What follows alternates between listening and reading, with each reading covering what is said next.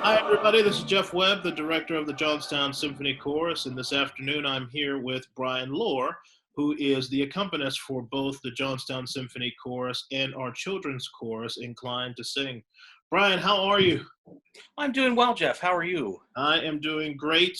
This is, again, I've said this many times on these videos, we're in a strange period of our lives now, being locked up in the house. And one of the things that we have found is that, at least I have found, that making music is something that I really enjoyed. Obviously, it's my profession, but you really don't know how much you enjoy it until it's gone. It's taken away from you.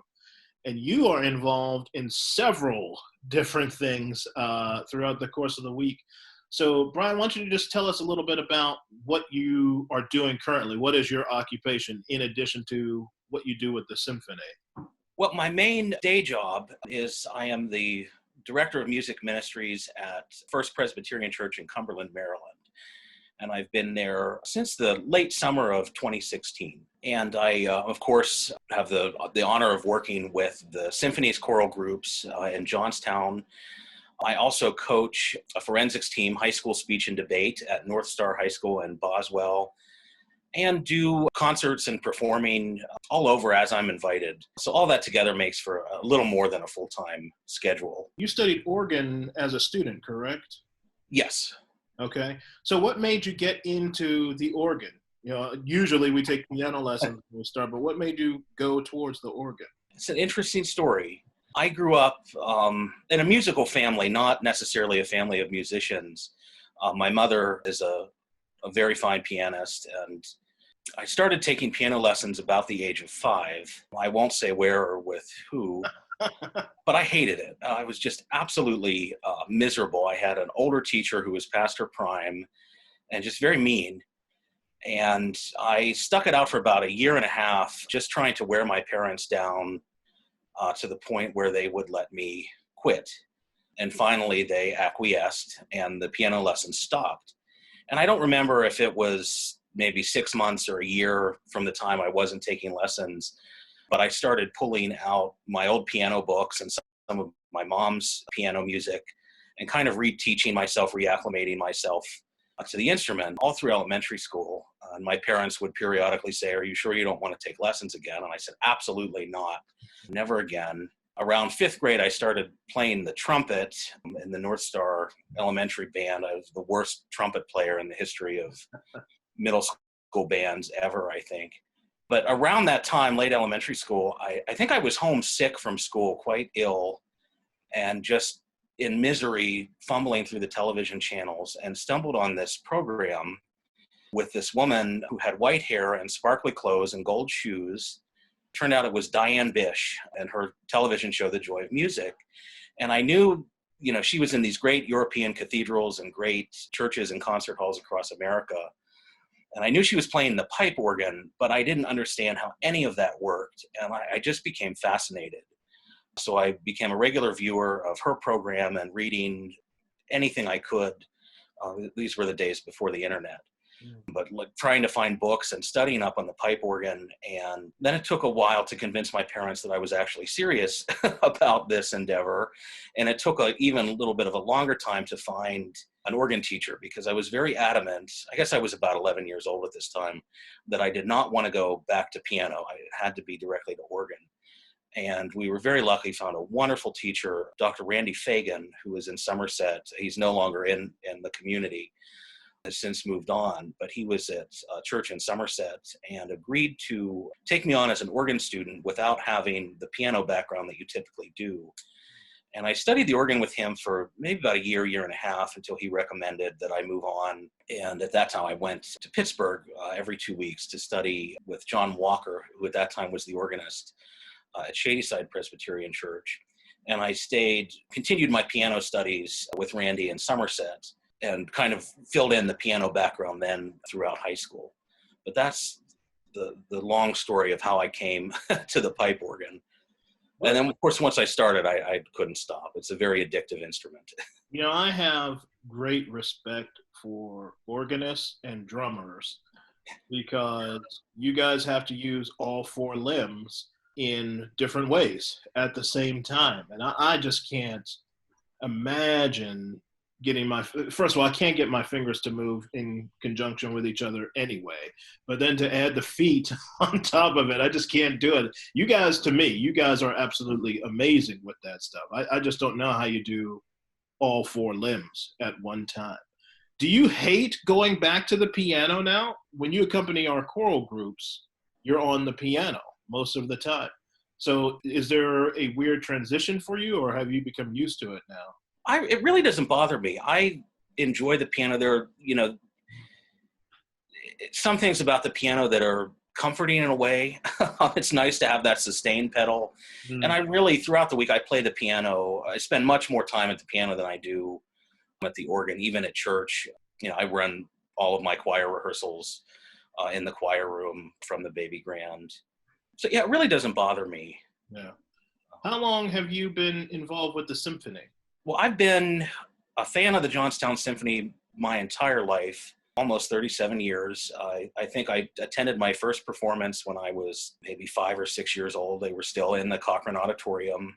Always, the highlights of my weeks or months were attending symphony performances. My mom was a longtime member of the Board of Trustees. And I had played a few times right after college. Maestro Yari, I did the Saint-Saëns Organ Symphony with the symphony. And I think it was about 4 years ago, Kim Rauch, longtime friend and colleague, had asked me if I would be interested in accompanying Inclined to Sing. And I said, sure, why not? And just absolutely fell in love with that group. Really enjoy that and missing them a lot now. I guess it was about 2 years ago, you had called me and asked me to come on board with the symphony chorus, which has been equally wonderful. Yeah, Bryan and I came in together. So we both started with the chorus at the same time. So now here we are at the end of year 2 of that. Do you have any particularly favorite pieces that you like to play on the organ? Of course, I love Bach is my guy. I couldn't pick just one piece, but certainly anything by Bach is wonderful. Organists have a couple of these little niche composers who are really only known to organists or a certain set of music geeks, like Louis Vierne or César Franck. Of course, César Franck did write in other genres for the organ, but organists kind of treasure him to themselves. Have you traveled to Europe? I have not. Okay. I have not. So you haven't had a chance to go there to play in some of the organs in the churches that some of these composers have come from? No, not yet. Would you like to do that? Yes, that's definitely on my bucket list. And after this whole crisis, I think that's going to get moved up a little bit. Accompanying is very different than playing for a recital, for example, and you do both. Can you talk a little bit about is there a difference in the preparation you've got to do for each? Is there a difference in the actual way you play for each? Yes, I think it just comes with practice. I distinctly remember, I think I was maybe 8th or 9th grade the first time I accompanied a choir. It was a church choir, a little church choir, and they gave me the anthem, and I had very little time to practice it, and it was an absolute disaster, and I thought I'll never do this again. But it's just taken years of practice. I was the accompanist for the chorus at my high school at North Star. Didn't do too much accompanying in college. I just didn't have the time. And then after college, I had a church job and my own choir, and just kind of trial by fire, you learn, and just being asked to do it. Accompanying, as opposed to, playing repertoire, it's a lot of cheating. You leave a lot of notes out, especially in the orchestral reductions. It's knowing what you're not going to be able to cover. Right. And it's made me a really great sight reader. Yeah. Maybe a great sight reader, but I'm not as scared of it as I used to be. Yeah, I was getting ready to say, you should cut yourself a break. You were what? You said 8 or 9 the first time you accompanied somebody, so you missed a couple of notes. You were 8. Where did you go to college? I did my undergraduate work at the Juilliard School in New York. And after that, I moved back to Somerset County and commuted for 4 years to Carnegie Mellon. I did my master's at CMU with wonderful organ teacher there, Donald Wilkins, and enjoyed that and working with him so much. I stayed on. I had to really fight to convince the administration of this because they had never given out an artist diploma in the organ before, but made the case for that and stayed another 2 years to do my artist diploma.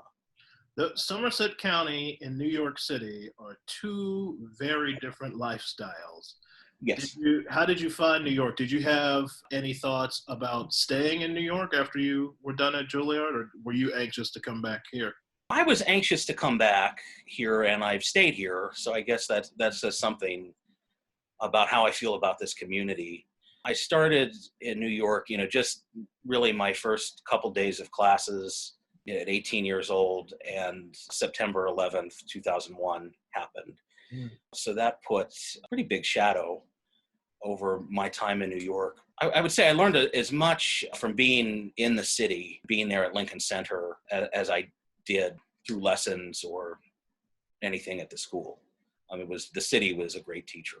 So you were a freshman when that happened? Yes. 9/11? How did you guys as musicians in the middle of all of that, did music help you get through it, and how so? I think it did. Just like we're seeing now in the pandemic, people using music in place of words to respond. I remember, I think it was the Sunday after September 11th, the Emerson String Quartet did a concert at what was then Avery Fisher Hall, and Beverly Sills, who was then the chairman of Lincoln Center, spoke. And I remember going to that. It was a packed house, standing room only. And they opened with the Barber Adagio for strings. And you're in this room with thousands of people, many of whom had lost somebody or known somebody who had been lost. And, this tragedy, so you could just, cut the emotion with a knife. It was just unlike any other experience. Those types of performances, continued, of course, for years. And being in that creative environment, composers writing pieces to commemorate, what had happened. Yeah, I can't. That event happened my first year here in Johnstown. And to me, New York City was totally different because that was the heart of where things went down. But Johnstown was a buzz too, because Shanksville is not that far from here, and there's a military presence here at the airport in Johnstown. At least there was at the time. It was a much greater military presence. And people, they were closing down roads because there was talk about having to land planes on the expressway roads around Johnstown because Shanksville was so close, and there was the crash in Shanksville. So it was a very, very just unbelievable time. I'm wondering or curious, I hadn't really thought much about it until you just mentioned, how does this time feel to you in comparison to that? Do they compare at all? I think I'm feeling some definite similarities, mostly I think in the sense of disbelief and the sense of grief, but also seeing how people are coming together using music and the arts to build community, to affirm community. But this is a totally different thing in a lot of respects. So are you listening to music now? What kind of music are you listening to get you through the day-to-day now? I'm all over the place. I've been enjoying the Symphony's playlists, of course, and I'm doing something similar with my church and trying to get people to share music that they're listening to just in a little bit more of a liturgical sense. Of course, I think last week was Holy Week. I've lost all sense of time, but I kind of revisited the Bach Passions, and this year, of course, I actually had time to listen to the whole St. Matthew Passion, the whole St. John Passion, Jesus Christ Superstar, Arvo Pärt's Passio, which is just an amazing work. So all those kind of Good Friday religious things I was listening to last week. Well, do you play musicals? Do you play in pits for musicals or no? Not really. Yeah. I found I'm not terribly good at that. Occasionally I'll serve as a rehearsal accompanist. Yes. But yeah, put me in a pit and I'm lost. That's interesting. I am not a piano student per se. I took lessons as a kid, but I played a lot by ear. And I have found that that has served me really well throughout the course of time. It's not that I can't read the music. I can read the music. As I mentioned to you before, I just can't get my fingers to move as fast as I see the music go by. And I don't know fingering at the keyboard at all. I was never taught fingering at the keyboard. So I am very clumsy about playing specific lines because I don't know the proper crossover here and play it in this way and so on and so forth.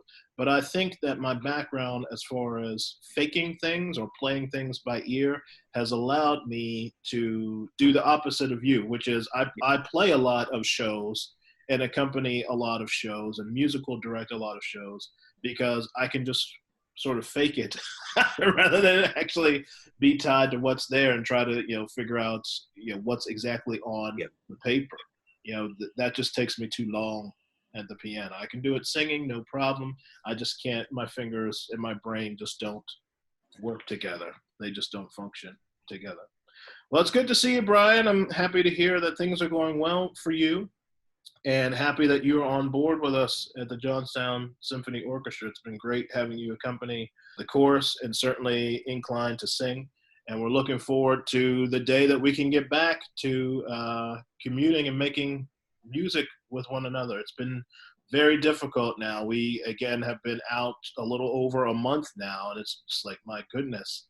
And we're not exactly certain when we're going to get together again, but hopefully it'll be sooner rather than later. Fingers and toes crossed. Yes. Thanks for talking with us, Bryan. I appreciate it. Sure, absolutely. Thank you, Jeff. Take care. Stay safe. All right. You too.